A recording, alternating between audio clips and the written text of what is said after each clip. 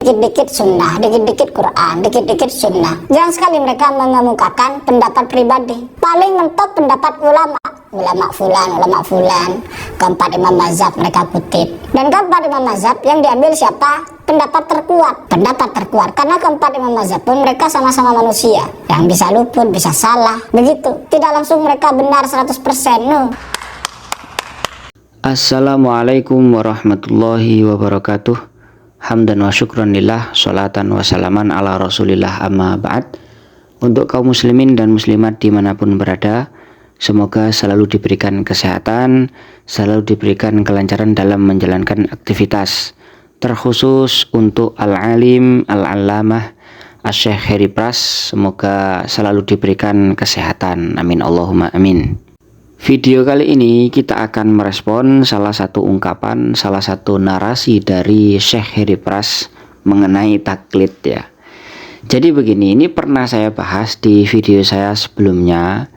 Ustadz Mujiman ketika itu menjelaskan tentang larangan kita taklid buta, kemudian mengutip pesan-pesan ulama dari 4 madhab ya, seperti idza shahal hadis fahuwa madhabi dan yang lain-lain. Ternyata pesan dari ulama 4 madhab ini ditelan mentah-mentah oleh mereka. Salah satunya ya Syekh Heri Pras ini. Sehingga muncullah benih-benih pemikiran bahwa ulama 4 madhab itu ya sama seperti kita, manusia biasa yang bisa jadi juga melakukan kesalahan. Artinya tidak benar 100%. Kita itu sama dengan ulama 4 madhab, sama-sama manusia, bukan nabi, begitu. Nah, ketika Syekh Heri Pras itu mengungkapkan narasi seperti itu, sebenarnya saya cukup heran. Kenapa? Karena di dalam pendapat ulama 4 madhab itu masih dipilih yang paling rojih, begitu ya, yang paling kuat menurut mereka, menurut Syekh Heri Pras. Tapi sedangkan ustadznya itu tidak. Kalau ustadz salafi itu tidak perlu dipilih mana yang rojih, mana yang kuat, mana yang lemah, tidak perlu. Karena ustadz-ustadz salafi wahabi itu pasti pendapatnya berdasarkan Al-Quran dan hadis. Dikit-dikit Quran, dikit-dikit hadis, dikit-dikit Quran, dikit-dikit sunnah. Nah, kira-kira begitulah. Saya menduga seperti ini. Syekh Heri Pras itu membuat narasi seperti itu karena tidak kenal dengan syekhnya, karena tidak kenal dengan guru-gurunya, karena tidak kenal dengan ulama-ulamanya. Saya tampilkan salah satu website ya. Website ini itu sudah saya kasih tanda panah merah 3. Itu jelas teman-teman ya. alalbani.com. Ini berarti ulama Wahabi, jelas toh. Nah, di dalam website ini teman-teman, alalbani.com terkhusus pada tulisan ini sebenarnya membahas tentang perkataan ulama juga, ulama 4 madhab, idza shahal hadis fahuwa madhabi, atau perkataan-perkataan yang mengindikasikan larangan ya, mengindikasikan larangan bertaklid buta. Namun di akhir jawaban beliau di sini memberikan penekanan, setidaknya digarisbawahi lah. Ini saya rasa Mas Heri Pras perlu membaca ini atau menanyakan ini kepada ustadz-ustadznya beliau ya. Fa'akulu idhofatan ila masabaqo minal jawab. Maka saya katakan sebagai penyambung jawaban saya dari depan begitu. Uridu min tulabina alladzina nasya'u ma'ana ala tibail kitab wa sunnah. Saya menginginkan dari para santri-santri saya ya, murid-murid saya yang mereka itu tumbuh bersama kita mengikuti Al-Quran dan Sunnah. Apa yang diinginkan oleh Syekh Al-Albani ini? Allah yakunu jari'ina ala tatawul ala la'immatil mujtahidin. Hendaknya itu kita jangan terlalu berani untuk menganggap remeh, menganggap rendah ulama-ulama mujtahid 4 madhab. Loh, apakah perkataan Syekh Heri Pras itu termasuk merendahkan ulama 4 madhab? Ya menurut saya masuk begitu loh. Masuknya dari sisi begini teman-teman ya.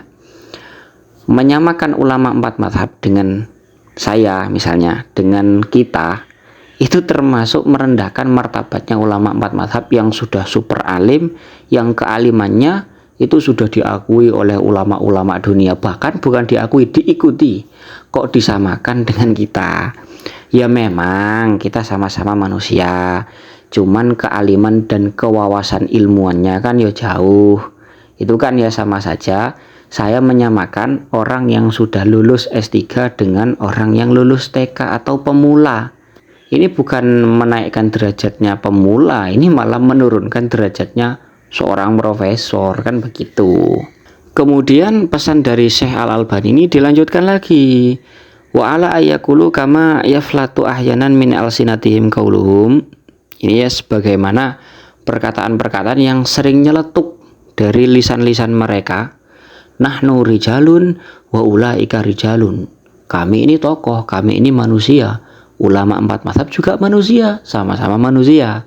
Jadi kita jangan sampai taklid buta kepada ulama 4 mazhab. Nah, inilah salah satu perkataan-perkataan yang disinggung oleh Syekh Al-Albani. Ini perkataan yang apa kata beliau?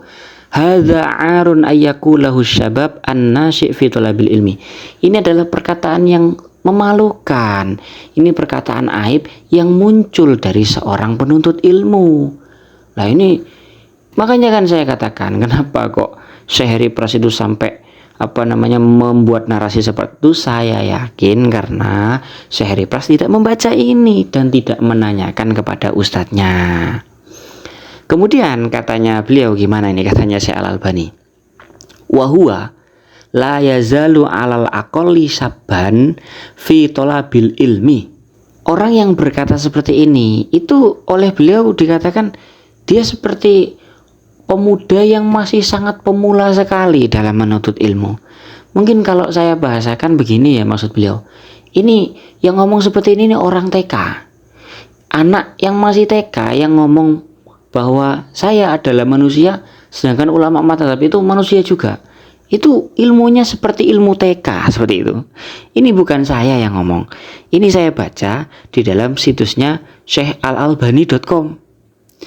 Qad yakunu kahlan wa qad yakunu syekhun fi sini, padahal kadang-kadang usianya sudah setengah baya, ada juga usianya yang sudah sangat tua, tapi berkata seperti itu, walakinnahu syabun nasyi'un fi talabil ilmi.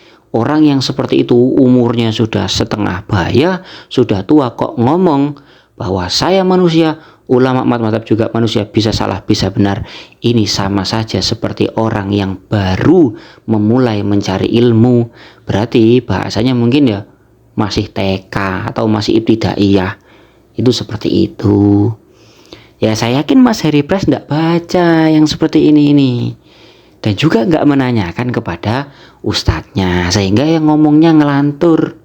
Narasinya ya wis begitulah. Mungkin ini ya yang bisa kita respon. Semoga manfaat. Wallahu a'lam bishawab.